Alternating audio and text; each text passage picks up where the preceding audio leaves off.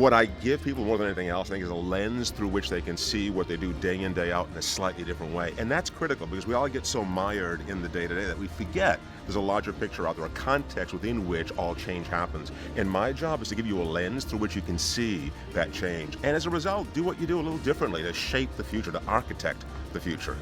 And we always get taken by surprise, right? We look back from the future and say, how do we not see that coming? My job is to help you see that coming. One of the things that I love most about keynotes is the reaction I get from audiences afterwards, how they tell me that they could relate to it at an intimate level. And the reason for that is because I don't want to fly at 35,000 feet. We live in the now, we live in the present. The future will come whether we like it or not. What's important is that we understand some of the gigatrends that are shaping that future, and that will ultimately lead us to opportunities that we can't even begin to imagine. And that's the role I play, is helping you to crystallize and see a glimpse of what those opportunities would look like. So much of what's happening right now is this context of uncertainty. And part of what I hope to do is to give a sense of optimism around what the future looks like over the next 10 to 20 years.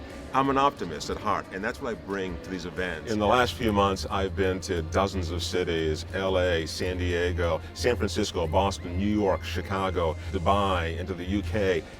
There's so much energy today in this opportunity we have to really construct the future. For me, going from city to city and doing that is never tedious. It's always energizing. We are all builders of the future. We are creating it day in, day out, and everything we do, small and large.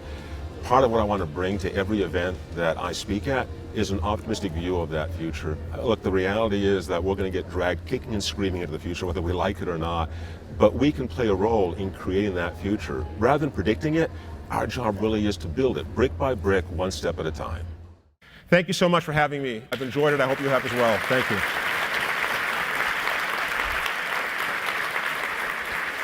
Thank you.